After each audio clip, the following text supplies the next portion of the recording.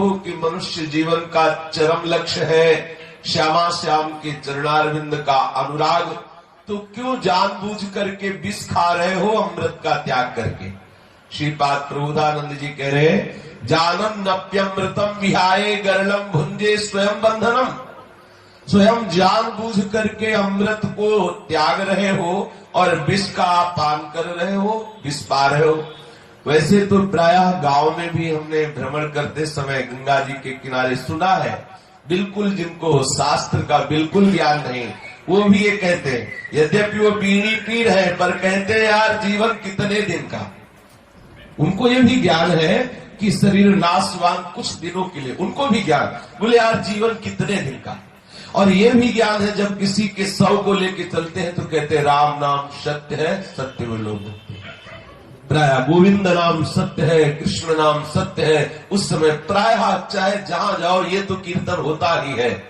इतनी बात यदि जानने को आ गई कि नाम सत्य है, बोलो अब उसकी सदगति में क्या क्या बाधा।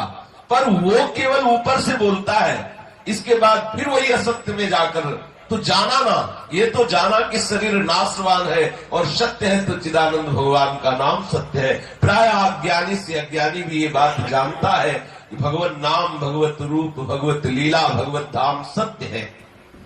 कोई ऐसा नहीं है जिसके हृदय में ये बात ना आती हो कि मरना है। क्रूर से क्रूर पापात्मा जीव भी सोचता मरना तो है ही यार, कर लो पाप डट के। इतना तो ज्ञान उसको है ही कि मरना है, ऐसा नहीं कि उसको ज्ञान हो। नाशवान शरीर है, नाशवान संसार, ये तो ज्ञान है ही, पर इस ज्ञान का आदर नहीं है। श्रीपाद प्रबोधानंद जी कह रहे हैं कि जानन नप्यमृतम विहाये गरलम भुंजे। तुम जान रहे हो, श्री वृंदावन की महिमा सुन रहे हो, प्रभु की शरणागति की महिमा सुन रहे हो, जीवन का परम लाभ क्या है ये भी जान रहे हो। बोलो इतने लोग अपने जो सुन रहे हैं, इनमें कौन ऐसा है जिसके मन में ये बात ना हो कि वास्तविक जीवन तो भगवत प्राप्ति ही है। अगर वो ये नहीं जानता है तो संतों को प्रणाम क्यों करता है, क्यों संतों के आगे हाथ जोड़ देता है, जिनके पास ठीक वस्त्र भी नहीं है, वास का भी ठिकाना नहीं, भोजन का भी ठिकाना नहीं, चाहे वो चक्रवर्ती सम्राट क्यों न हो, अपना ताज उतार के उनके सामने क्यों रखता है, क्योंकि जानता है कि वास्तविक बात तुमने स्वीकार की कि जीवन का परम लाभ है श्री श्यामा श्याम के चरणारविंद का अनुराग प्राप्त करना, मोक्ष प्राप्त करना, द्वंद्वातीत होना, परम पद में आरूढ़ होना, वो जिस भाव से आप बोल सको। अर्थात प्रभु का निरंतर भजन करके सच्चिदानंदमय सुख में निमग्न होना सर्वोपरि बात है। ये घोर अज्ञानी से अज्ञानी जानता है। जब बिल्कुल कुछ ज्ञान नहीं होता तो संतों को देखते ही, चाहे उपहास में ही क्यों न कहें, उनको राधे श्याम में भगवान नाम उच्चारण करते हैं, देख करके उपहास में ए बाबा सीताराम राधे श्याम ऐसा बोलेंगे। बोलो कितना प्रभाव उस भेष का कि अज्ञानी भी भगवान नाम उच्चारण करता है तो जानता है कि ये भगवान नाम सर्वोपरि वस्तु है, पर वो मानता नहीं। कोई ऐसा, हमें तो ऐसा नहीं लगता, क्योंकि जीव ज्ञान स्वरूप है। कोई भी जीव ऐसा नहीं जिसको हित अहित का ज्ञान ना हो, पर वो ज्ञान का आदर नहीं करता। जैसे दुर्योधन से श्री भगवान जब उपदेश करते हैं तो कहता है कि हम धर्म को जानते हैं, ऐसा ना समझो किसो कि हम धर्म को जानते नहीं। धर्म को जानते हैं लेकिन हमारी प्रवृत्ति नहीं है, और अधर्म को भी जानते हैं लेकिन उससे निवृत्ति नहीं है। बस जानकारी उसको है, ऐसा नहीं। वो प्रभु से कहता है कि आप ज्यादा उपदेश मत करो, मुझे पता है धर्म का, मुझे पता है, जाना भी धर्मम नच में प्रवृत्ति। मैं धर्म को जानता हूं लेकिन मेरी में प्रवृत्ति नहीं है।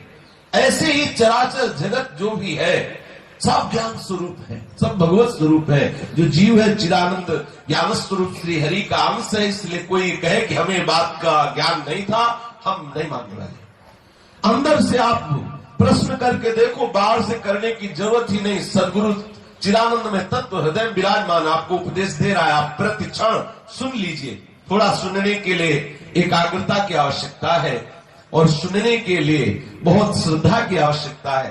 किसी के भी अंतःकरण में ऐसा नहीं है कि सदगुरु का ज्ञान न विराजमान हो। आप गलत कदम उठाकर देखिए, तत्काल आपको उपदेश होगा कि आप गलत मार्ग में जा रहे हैं। तो आप अगर उनसे पूछ ले कि सतमार्ग क्या है अंदर से ही, तो तत्काल उत्तर होगा कि ये दिशा है सतमार्ग की। हम क्या करते हैं, सतमार्ग की बातें जानते हैं, धर्म की बातें जानते हैं, लेकिन आदर नहीं करते। कोई ऐसा हमें तो ऐसा जब एक शराब पिए उपदेश कर सकता है, इतनी बड़ी बात उपदेश कर सकता है, तो हमें लगता है कि कोई भी ऐसा नहीं जिसको ज्ञान ना हो। हिरण्याक्ष का वध जब हुआ तो हिरण्यकश्यप इतना सुंदर उपदेश करता है, हिरण्याक्ष की पत्नी को और बेटों को, उनके मतलब अपने भतीजों को इतना सुंदर, श्रीमद् भागवत में देख लो, इतना सुंदर एक ब्रह्मबोध संपन्न महापुरुष जैसा उपदेश करता है।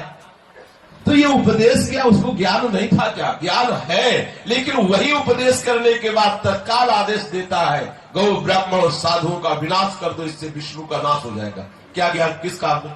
सब ज्ञान है उसको, सब जा रहा है, इतना सुंदर ज्ञान का उपदेश कर रहा है, लेकिन प्रवृत्ति नहीं ज्ञान में। ज्ञान का उसके हृदय में स्फुरण हो रहा है, लेकिन प्रवृत्ति नहीं है।